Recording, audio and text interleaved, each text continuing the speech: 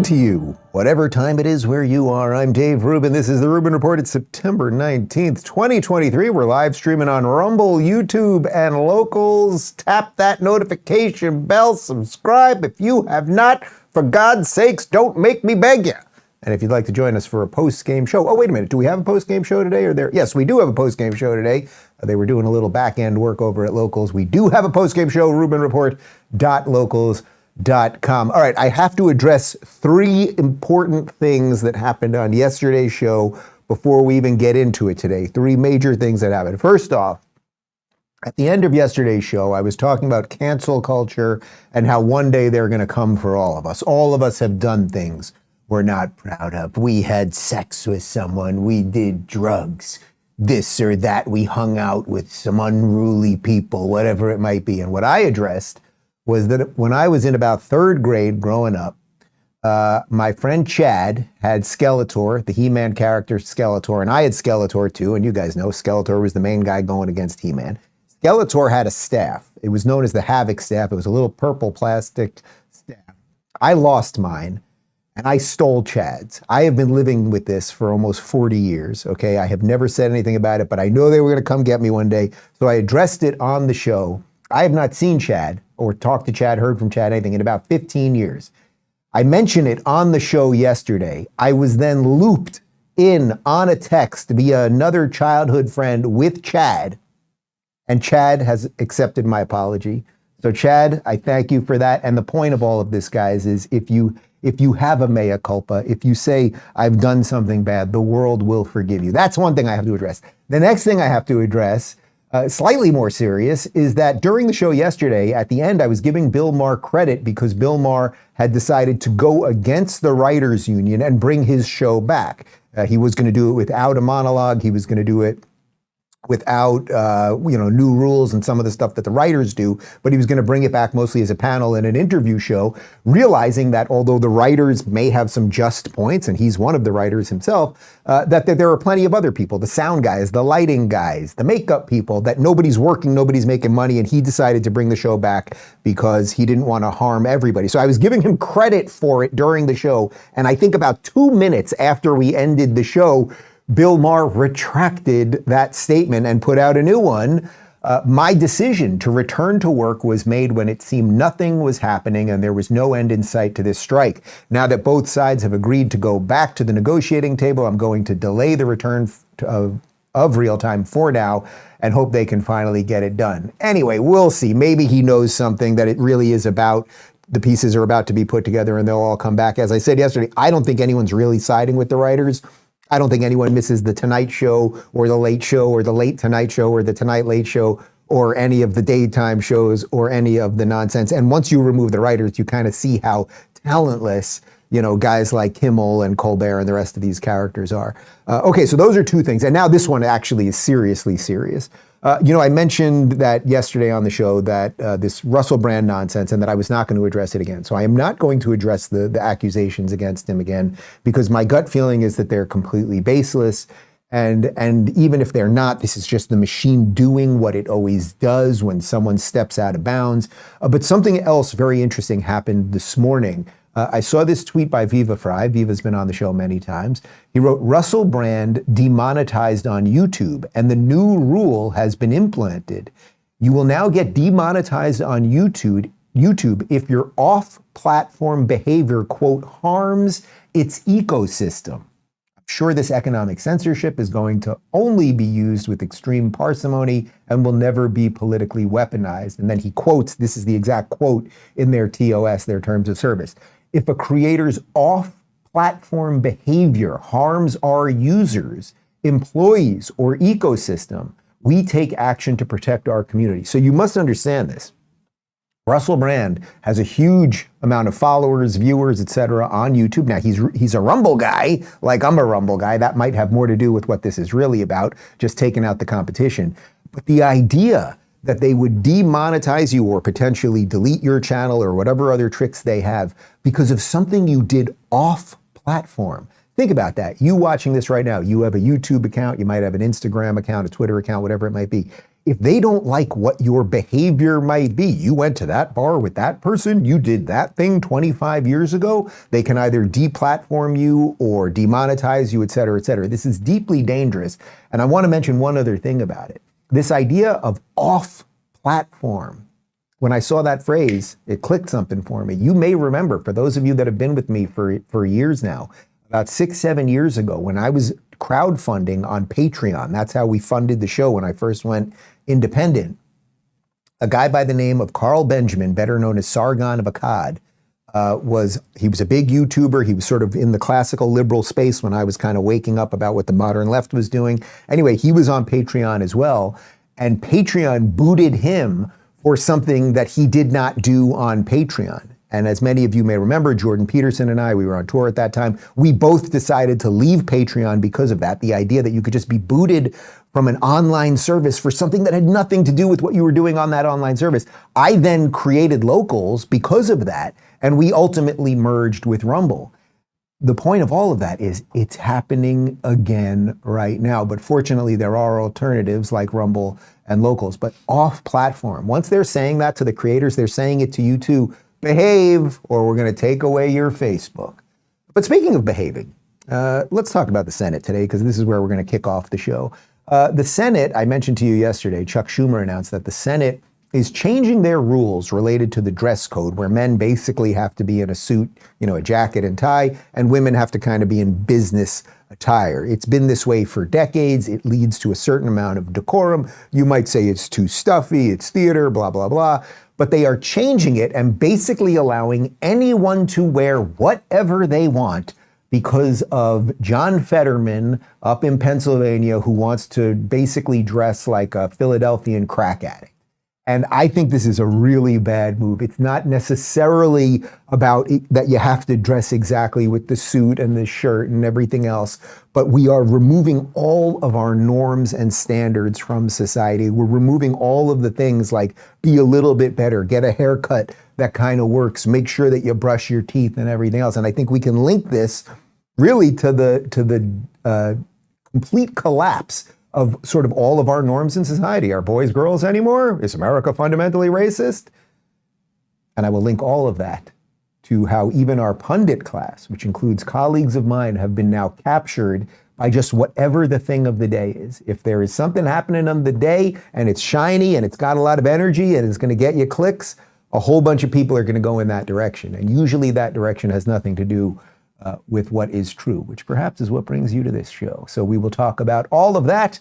But first, let me tell you guys about Gravity Defyer. How much is it worth to not feel pain with every step you take? From walking the dog to running the kids from school to practice, it takes a toll. Well, you need to check out Gravity Defyer shoes. Whether you're wearing them on the job or to get your daily step count up, these Gravity Defyer shoes are revolutionary. Walking and running in normal shoes creates shock waves that course through your feet, knees, and hips, forcing the body to absorb as much as 1,000 pounds of harmful impact with every step. Gravity Defyer shoes are clinically shown to relieve knee pain in a double-blind study by Olive View UCLA Medical Center and published in the Journal of American Podiatric Medical Association. Participants experienced 85% less knee pain. It's the most powerful shock absorption system put into a shoe. So here's the deal. Try a pair for 60 days and experience the difference they can make in your life. Buy a pair today and save 15% with free returns and easy exchanges. You've got nothing to lose. Visit gravitydefyer.com. Use code Rubin for a 15% discount on your first order. Test a pair risk-free and experience the difference in your life. Gravitydefyer.com. Use code Rubin for 15% discount on your first order. Gravitydefyer.com. Order today. And now back to me. All right, so John Fetterman, the fact that this man is in the Senate is an embarrassment to all of us. No one in their right mind, and he's not in his right mind, but no one in their right mind thinks he's qualified. No one thinks he has the mental acumen. There's a lot going on there. We all know it. Poor Dr. Oz, whatever you thought the limitations of Dr. Oz was, whether you thought he was a native Pennsylvanian or not, or you thought he was just too much of a slick TV salesman or whatever, the poor guy lost to John freaking Fetterman. And now, thanks to hoodie-wearing John Fetterman, the standards at the Senate have been thrown out. Here's a tweet from Chad Pergam about what the Senate is doing. Fox confirms that the Senate will no longer enforce a dress code for senators. Senators can wear now whatever they want. However, others entering the chamber must comply with the dress code: coats and ties for men, business attire for women. Let's do the second part of that first. I mean, how insane is that? So the senators can wear whatever they want. A guy can wear a dress. A girl can wear a leather Catwoman costume from Batman 2. What's her name? Michelle Pfeiffer. Everybody like that thing. That's just fine. But if you, as a citizen of the United States, show up to the Senate for a meeting or to see what's going on, you'd like to wander in and, just say hi to people, you have to dress up appropriately.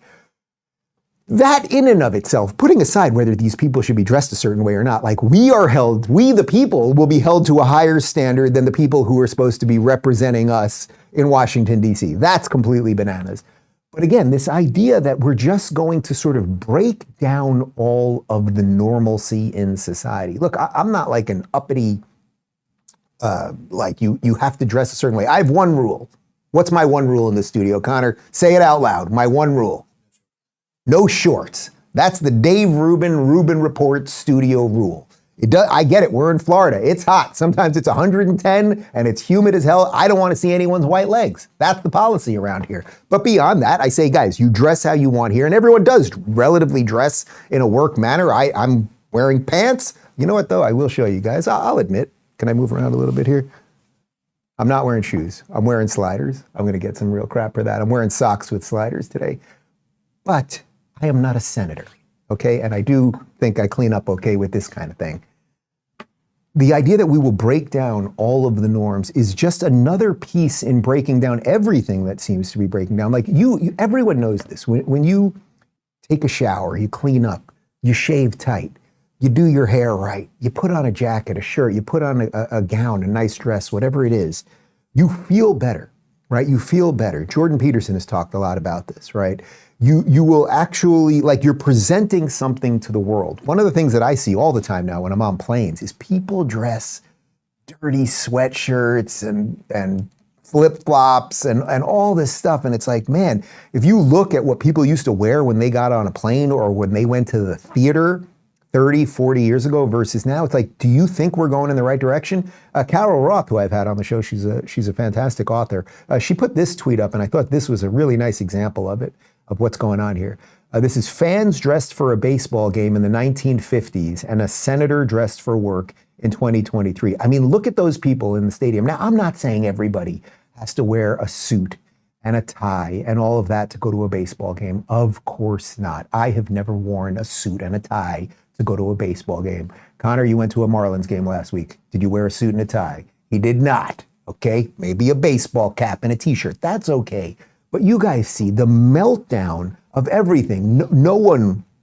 Nothing will ever be something to strive for. It will just be a constant depression of all of the norms that we have. Marjorie Taylor Greene, you might think this about her, you might think that about her. I thought she made a good point on this one. She said the Senate no longer enforcing a dress code for senators to appease Fetterman is disgraceful. Dress code is one of society's standards that set etiquette and respect for our institutions. Stop lowering the bar. And it's the stop lowering the bar. Can we aspire to be a little bit better than we are? You know, when I do this show every day and we talk about politics and politicians and lying, can we ever aspire to be a little bit better where we'll elect people who will dress properly, who won't lie, who will know basic math, who will know basic biology? Maybe we can't do that, right? And so we either are there already or we will enter idiocracy. I grant you, that is possible. Maybe we are on that path. Well, we're certainly on it, but maybe we don't have to be on that path, and that's the point. Anyway, John Fetterman went on the televised mental institution known as MSNBC to talk to Muppet Chris Hayes about the new rules related to clothing. Marjorie Taylor Greene said that Senate no longer enforcing a dress code for senators is to appease Fetterman is disgraceful. Dress code is one of society's standards that set etiquette and respect for institutions. Stop lowering the bar. What do you say to that? Well, you know, her platform, you know, really, she runs on more and more dingling, you know, picks, you know, on in the meetings over in Congress. So again, I'm not really sure why she cares how I dress, but you know, she really takes it a different. I have no idea what that man just said. I have literally no idea what he said. He was asked about Marjorie Taylor Greene's feelings about the dress code related to him. Something about dingling pics. Like, there's something wrong with this man. And we are all watching it. It's just like Joe Biden. It's just like Dianne Feinstein. It's just like Mitch McConnell. There's something wrong with all of these people. It's not just what they wear. We all just kind of let it go. Here's a bit more from Mr. Fetterman. Senator how things Fetterman. have operated since that deal was a bipartisan deal was struck for certain top line spending numbers for all of the funding bills that have to be passed to make the budget, keep the government running. The Senate has basically been delivering those and passing them by big 91-7 bipartisan majorities. The House today looks like it's falling apart. You've already got 17 no votes in that House Republican caucus saying we're not passing anything. What do you think's happening here? Yeah, like I truly, I was very proud of my colleagues, because they're really about governance. That's what it is. And on the other, the House, the whatever they call themselves, Team America or whatever they call themselves, I just like, bring your vote. Otherwise, they need to go hump a different leg. They need to go hump a different leg. Obviously, what they're talking about here is this budget fight and a potential government shutdown. And no matter what happens with the government shutdown, and I suspect we'll be talking about it more later in the week into next week, the Republicans will be blamed no matter what. Frankly, I wouldn't mind if the government shut down and never came back, but that's sort of a different story here. The point is, this guy, Fetterman, he doesn't know where he is. He doesn't know who his opponents are. His dressing of the hoodie now, and something about the mustache where he looks like an out-of-work porn star.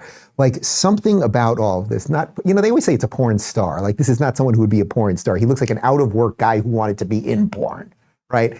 But like, something about everything, this thing about these mediocre at best, and that's really, I'm being very generous, that these people have something to do with our day-to-day lives is just crazy. So look, while I agree that Fetterman is not that bright and probably morally bankrupt and philosophically bankrupt and like just not right in the head, he does make a slight point, I think it had something to do with the humping in the leg thing, that the House Republicans aren't so great. The Senate Republicans aren't so great, right? We're not seeing like the best of the best. So now I want to show you a clip. This is from, I believe this is from yesterday. This is House Leader Kevin McCarthy talking to Maria Bartiromo on Fox Business about Trump and DeSantis. Try to make some sense out of what he's saying here. All of that, the policies that you mentioned of the Biden administration is one reason that Donald Trump is leading in the polls right now. What's your take on this, that as we see more indictments of Donald Trump, he seems to be gaining in terms of popularity with the public? Will he be the nominee? I think he will be the nominee. And the thing is, President Trump is stronger today than he was in 2016 or 2020. And there's a reason why. They saw the policies of what he was able to do with America, putting America first, making our economy stronger.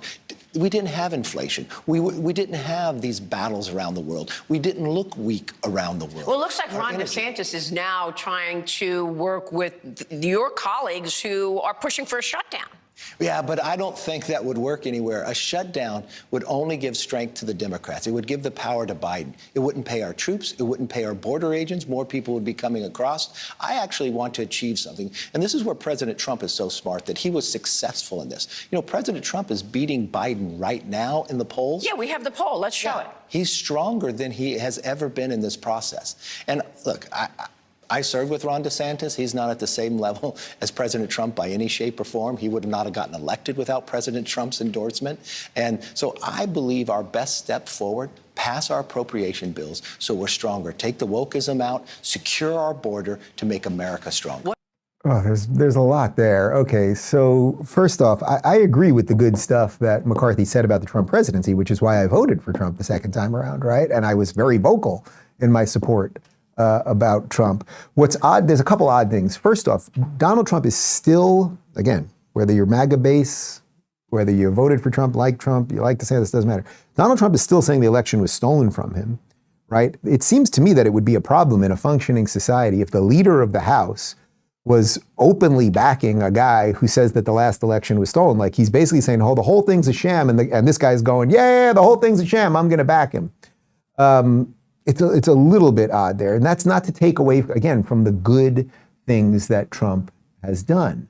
But here's DeSantis responding to, well, really, he's responding to McCarthy, but going after Trump on this as well.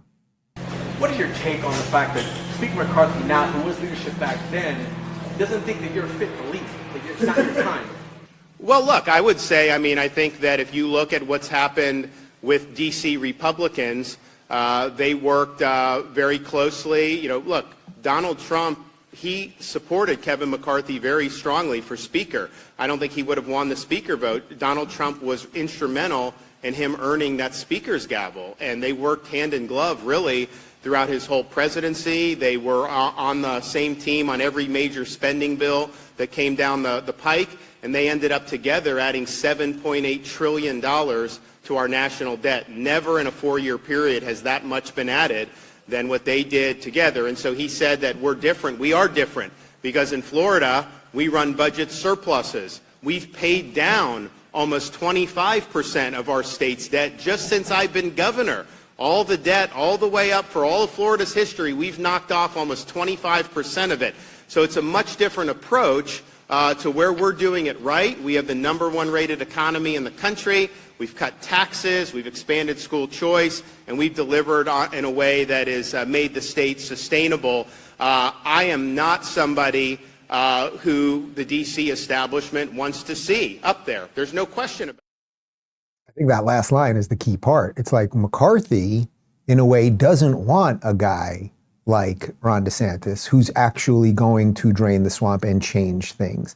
Now, I happen to like Kevin McCarthy. I've interviewed him many times, including in that very room that he was just sitting in with Maria Bartiromo. So it's not a shot at him personally, but there's also a weird dynamic here because Trump backed McCarthy for the speakership, as DeSantis referenced. The base hates McCarthy. They think he's like McConnell and everything else, and Lindsey Graham. Like, they think he's sort of the ultimate swamp creature. So you've got Trump backing the ultimate swamp creature while the base hates the swamp. Like, there's just all these strange dynamics. But what really this is about is that, to me, DeSantis is the guy. He's being backed by the people, say Thomas Massie, Chip Roy. He's being backed by the people who actually want government to do less, who want you to be taxed less and have more freedom and it to be slim and trim.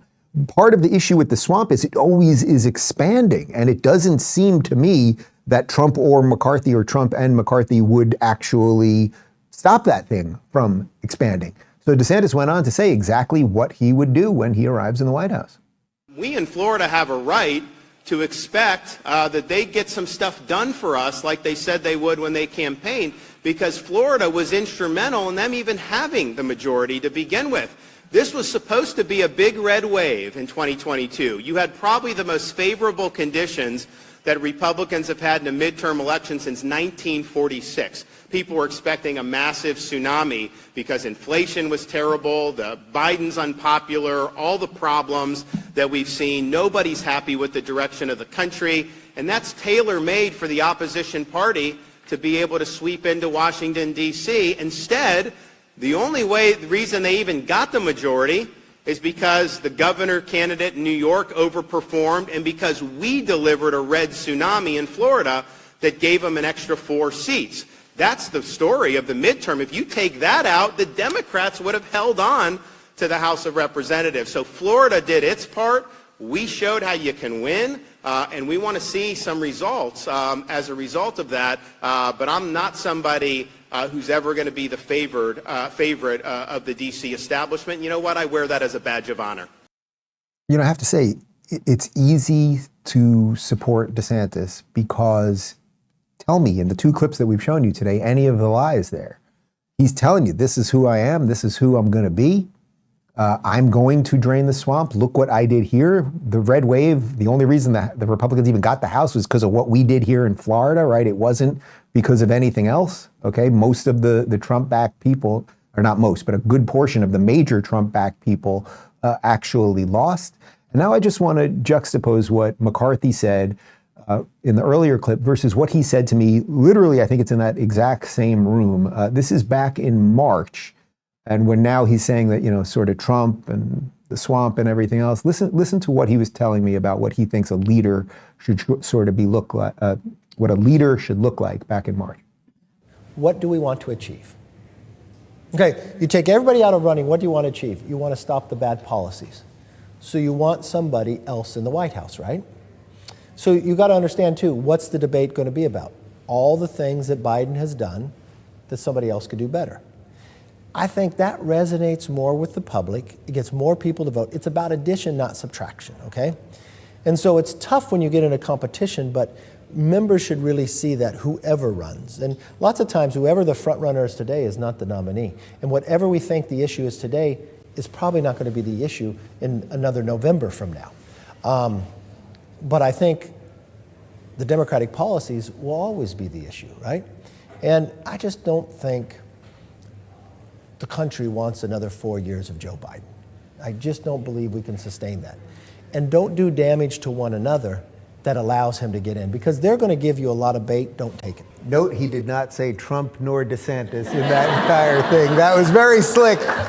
So the reason I wanted to show you that clip was because he's being very specific there. Who can deliver on the issues? Who can deliver on the policies? Don't take the bait and look, we can all get lost and he said this and what's happening on Twitter and all that, and maybe I get lost in it too. But if you really care about the issues and the policies, then who do you think the best candidate is? I think there's a clear answer there. It maybe isn't the guy that's winning in the polls right now, but I think there's a clear answer to the very thesis that he put out there. And everyone starts becoming captured by things. So I think probably McCarthy, to some extent, is a little captured by the Trump base right now. He sees the writing on the wall. So by conventional thought, Trump will be the nominee, and he wants to get in with that. Like, that's just sort of how politics work. There are pundits who do jobs similar to mine that don't want to upset the base because it's going to get you more clicks and likes and all of that stuff. Like, everyone is susceptible to that.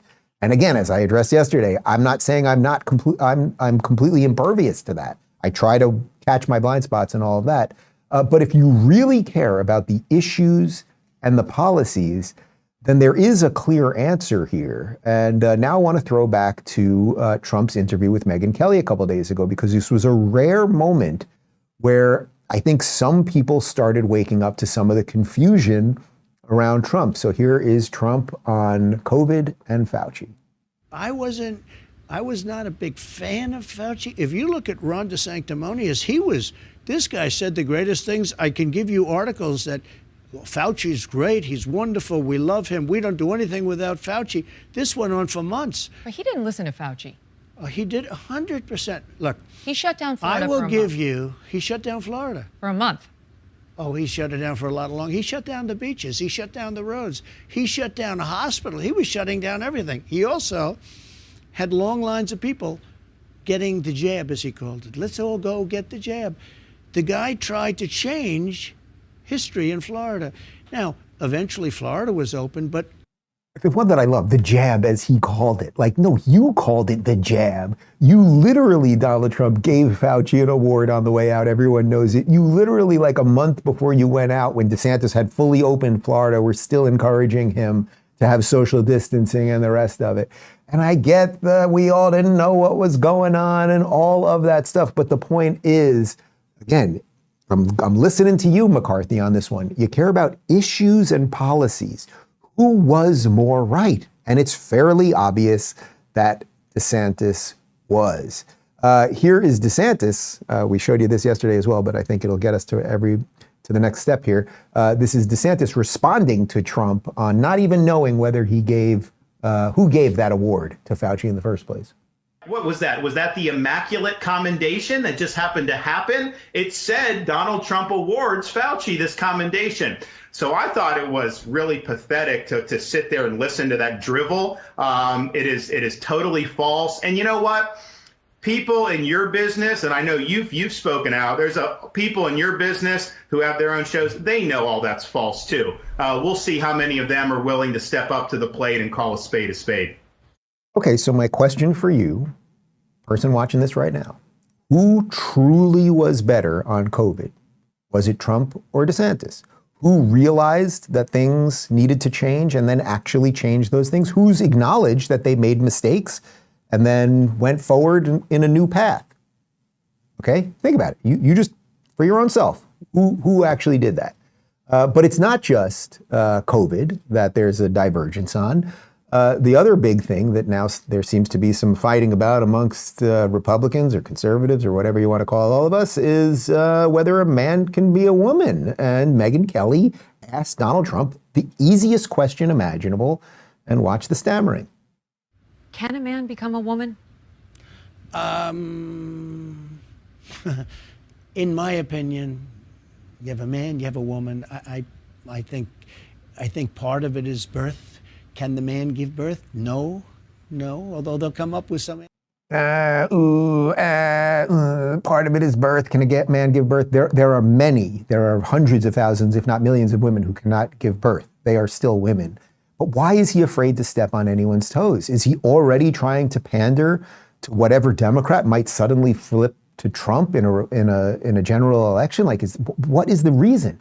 I saw some people, when I put that clip on my Twitter, people were like, he didn't want to offend Caitlyn Jenner. And it's like, I don't know that Caitlyn Jenner denies that Bruce Jenner, is still a man. He has transitioned and lives life as a woman, and so be it. That's just fine. You should live your life as you see fit. But that doesn't deny biology. And now I want to contrast that to Ron DeSantis answering that exact same question. Here he is with Benny Johnson. Asking about the greater issue of transgenderism, Dylan Mulvaney, of course, is what kicked all of this off. What do you think about men taking the role of women and taking really women's places in advertising, in sports, playing against them? And this seems like an existential threat to women and total fraud. As fathers of daughters. You have a swimmer that competes on the men's team for 3 years at Penn and then switches to the women's team and then wins the 500-yard freestyle national championship for women, when you're a mediocre male swimmer and now you win the women's. And so you had a second place finisher. She was actually from Sarasota. She should have been the national champion. I did a proclamation from our office saying she was the best woman swimmer in 500 yards, because she was. And so some of this is, yes, it's taking away opportunities in athletics and some other stuff, and that's really, really important. But I think there's also just the issue of, are we going to be a society based on truth, or are we going to be a society based on deceit? And if you take a man and they dress up as a woman and you tell me I have to accept that they're a woman, then you're asking me to be complicit in a lie. And I just refuse to do that. You got it. Again, which one is true? Which one is false? Which one is pandering and which one is honest? You know, Brock made a great point as we were talking about that. McCarthy, in the earlier clip that I showed you there, McCarthy was talking about how Trump is stronger now than he was in 2016 or 2020. Except imagine Trump in 2016 if he was sitting down with Maria Bartiromo or Megyn Kelly or anyone else, and they said, is there a difference between a man and a woman? Can a man become a woman? He would have said, hell no. That, it would have been immediate and obvious. It would have gone viral. It would have been refreshing because it would have been against the cultural narrative. And now he stammers and stumbles through it. So is he sharper and stronger than he was in 2015, 16, 20? You have to make that decision. But something interesting, and this is really where I wanted to get into the meat of the show, is I am sensing something turning. It is not easy for someone that does something like what I do for a living to upset a portion of your audience. And that's what I keep talking about with audience capture, right? You start getting an audience because you say certain things, and then you might go, oh, maybe I was wrong about that, or the person that I backed actually isn't who I thought they were, or whatever's going on. And you start saying something different, and your own audience can turn on you, and that can hurt you financially. It can hurt you career-wise for a series of reasons. It can be that you're not going to get on this TV channel anymore.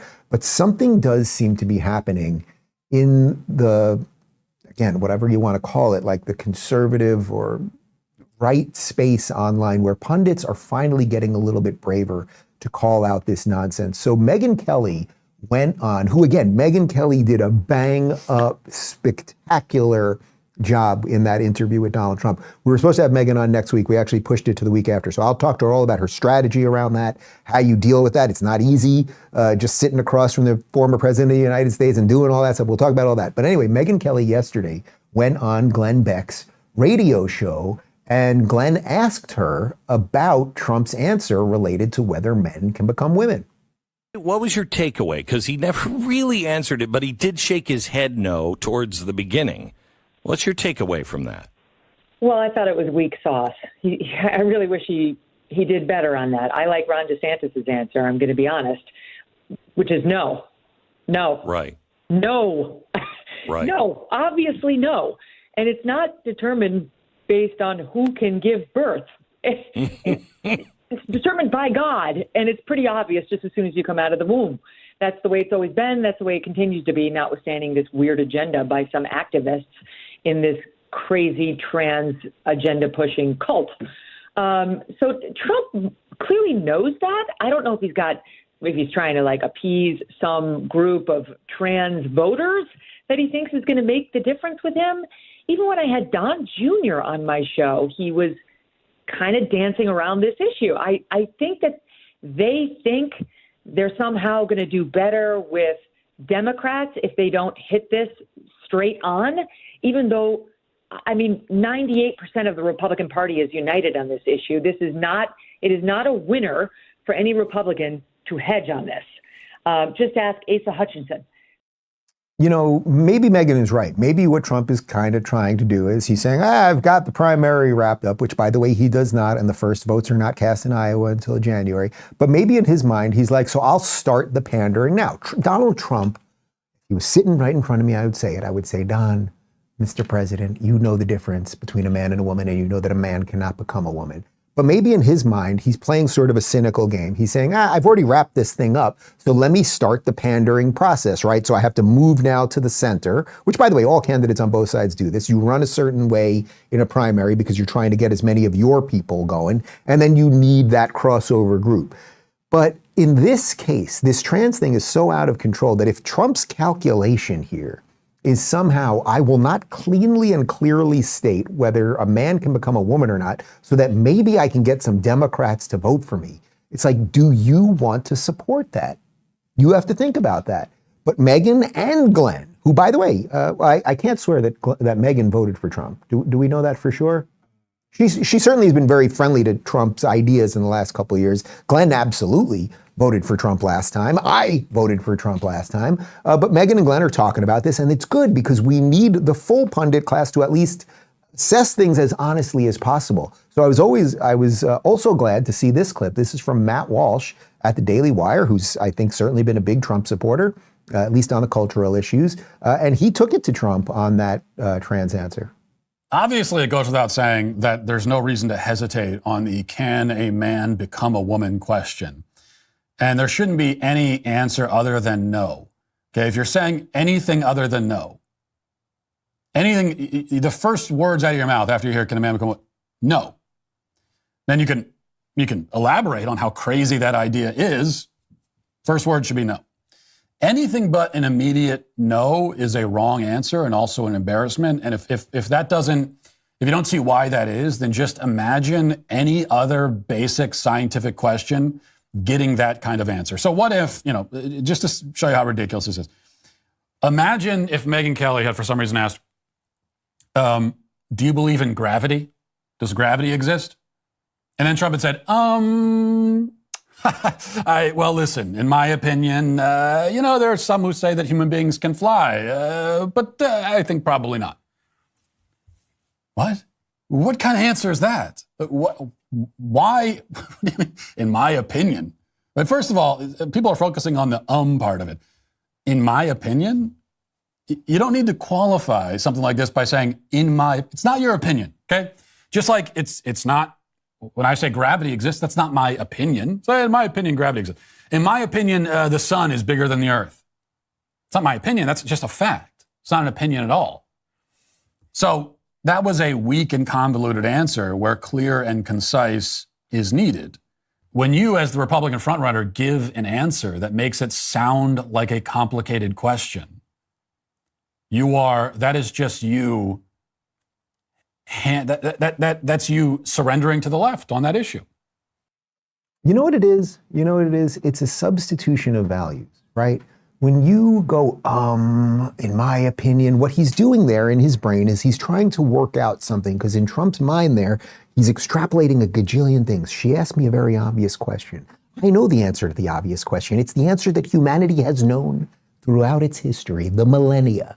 But he's then doing this game. Instead of doing what is true, what are connected to his values and truth, he's doing a weird political game. And that is not what Trump would have done in 2016. So I absolutely disagree that Trump is stronger now. Now, that the polls may not reflect that, but the man and the ideas and the thing that's driving the movement, it just is not as strong. And I'll give you another perfect example of this. The other thing that has come up in the last couple days is Trump criticizing DeSantis over the heartbeat bill. Now, there are a couple red states that now have a 6-week abortion bill. You guys know my feelings on this already. We had 15 weeks here in Florida. I was comfortable with that. There is no, Trump keeps saying, I will, when I'm in office again, I'm going to make everybody happy on abortion. It's literally the stupidest thing you could say. It sounds like a third grader who's running for class president. When I'm in, I'll make everybody happy. Everybody will have cupcakes. It's like you're never going to make the true pro-life and the true pro-choice people happy. You have to, in a pluralistic society, figure out some things on the margins to agree on. It's also why states' rights are important, so that if you live in a more red state, it can have more pro-life laws. And if you live in a blue state, you can have your 12-month abortion situation. All of those things, which they'll have soon enough. Yes, 3 months after birth, they'll still be doing it. But Trump, he's muddled on this. And the line that he said that really got everybody going, he wasn't just criticizing DeSantis for 6 weeks. And again, you might think 6 weeks is too much. You might think 6 weeks is too far. But Trump called the heartbeat bills terrible. He used the word terrible. They're terrible. And as the guy that is supposedly the most pro-life president ever and gets credit for bringing in a court that then did overturn Roe v. Wade, which was not a constitutional right abortion, it was a states' right issue. He gets credit for that. The idea that he would say that a heartbeat bill is terrible, well, a lot of people are hitting him on that. Here's another guy from the Daily Wire. Here's Ben Shapiro. Donald Trump did a mainstream media interview over the weekend. It didn't go amazing for him. His recent interviews have not been going particularly well. This one was with Kristen Welker. The most newsworthy thing that he said in this interview was he made a comment suggesting that heartbeat bills, like to protect the lives of the unborn in states, are terrible, which is not only not pro-life, it's an awful thing to say. It's one thing to say that, tactically speaking, as president of the United States, I'm going to try to reach as much consensus as possible and gradually move the line back on abortion to accustom the American people to protecting life. Because if we move too far too fast, then the snapback is going to be dramatic, as we saw in Kansas. That's a pragmatic question, and it's a case you can make. That's not what Trump says. What Trump actually says about abortion in this interview is morally egregious. He says that heartbeat bills to, protect babies in the womb past week 5, week 6, those are terrible. That's the thing he says. A terrible thing and a terrible mistake. In the state. He's not even talking federally. In the state. Hey, that is not a pro-life position by any stretch of the imagination. All right, look, everything Ben said there was right. I disagree with Ben on what public policy should be related to abortion, and you can watch old videos of ours from probably now 7 years ago debating abortion. I've shifted a little bit in that I actually think even 15 weeks is probably a bit far. You could probably push it closer to 12 weeks, but I absolutely believe in exceptions. And okay, we can, again, as I always say, we can always talk about all of those things, but we will never make everybody happy. But Ben is completely right there on the equivocation that Trump is doing, that somehow this is then terrible. It doesn't really make sense. So Trump's position, that is. So all we can really do in the midst of all of this, it's all going to get weirder and crazier as, this election year rolls out. And we're still 12 months. No, we're still 14 months basically away from the general election. God help us all. So all we can do in the midst of all of that is tell the truth to the best of our ability and let the chips fall where they may. If you're Megyn Kelly, you can ask the best questions possible when you sit down with Donald Trump. If you're Glenn Beck, you can then ask Megyn Kelly what her feelings were about that answer. If you're Ben Shapiro, you can tell people what you think about these things. If you're Dave Rubin, if you're Matt Walsh, we can all do that, and then you can do that. I don't mean to make this about the pundit class. We're no more important than you, but you can do that in the dinners that you have with friends and family. And whatever, when you go play in a basketball league or you're in a canasta game or whatever it is you do, a knitting tournament, when you talk about people, when you talk about the issues with people, you can really talk about them honestly if you know what you believe and why you believe it. That is the challenge. Of course, there's another challenge coming because with AI and algorithms, the truth may get muddled no matter what. I thought this would be a fitting way to end today's show. Elon Musk was in, they must have done, they did this at the Tesla factory, am I right? I think this is, do we know that for sure? Yeah, so Elon Musk was at the Tesla factory in Austin, Texas, with Benjamin Netanyahu, and they gave a press conference after, and they talked about a whole bunch of stuff related to AI and algorithms and just all of the stuff. And Elon had a good line on truth and how we see truth from a historical perspective. You know, like there's an old saying, like history is written by the victors. It's like, well, yes, but not if your enemies are still alive and have a lot of time on their hands to edit Wikipedia. History is written by the people who can harness the most editors. Yeah, I mean, you know, whoever the loser has just got a lot of time on their hands, and you know, it's just, what are they going to do? Edit Wikipedia? Literally. There's something there, and he is right, literally. So the general concept, right? History is written by the winners. Why do the good guys always seem to win? It's because they're the survivors and then can write the history. We all like to think that we have like an honest assessment of history, and I think from an American perspective, we have a pretty good one, right? We have a pretty good, honest assessment of what our history has been, and also that it helps also that our history in America is only 250 some odd years old, almost 250. So history is written, but how this changes then is what's happening in our modern world with deep fakes, with AI, with Wikipedia constantly being edited. And then someone goes, oh, I like Dave Rubin, I'm going to check his Wikipedia page. And you don't know what nonsense they put on there. Trust me, there's nonsense on there. Like, it's the editors, as Netanyahu says, history will be who can ever mine the most editors. You get editors, you get activists, all of these things. And one day we will never know what's true. So we have a truth war on two fronts. We have the truth and then two fronts coming after it. We have the people who will lie constantly for political reasons, to attain power, whatever it might be. And then we also have the machines and the algorithms who will feed those lies and all of those things. It's that versus the truth. Guys, we've got a little bonus for you today because they are doing some back-end stuff at locals right now, which I mentioned up top, which is why I thought we didn't have a post-game show. But in fact, we do have a post-game show. And for this week only, the post-game show is going to be open to everybody as they do some tweaks inside. So it's not just for supporters. Supporters are the only ones who can comment, correct? But it's open. I believe supporters are the only ones who will be able to comment and ask me questions on the fly. But every single one of you watching this, whether you're watching on Rumble, YouTube, or wherever in God's name this thing has been hijacked, you can join us right now at rubinreport.locals.com for the post-game show. And we are switching our we are switching our Thursday-Friday situation. On Thursday, we are doing our roundtable this week. We've got Dr. Drew and Jeffrey Tucker coming back for that, and then our Q&A will be on Friday. We leave you, if you don't puke while watching this, speaking of AI, if you don't puke watching trans Biden here, I'll be impressed, and we'll see everybody else at rubinreport.locals.com in just a minute. Senator Vance recently asked the U.S. Director of National Intelligence, along with the Secretaries of State and Defense, if I was working in some capacity for the American government. Simply put, I'm an American serving as a Ukrainian infantry soldier and combat medic who was brought from the zero line and assigned to the TDF's media team in the dual role of spokesperson and Russian disinformation analyst. The remaining speculation surrounding me is disappointing. While in Ukraine, we are fighting for global liberty and the ideology of victory, too many in Moscow and across the world are still caught up in focusing on the tired trope of gender chaos.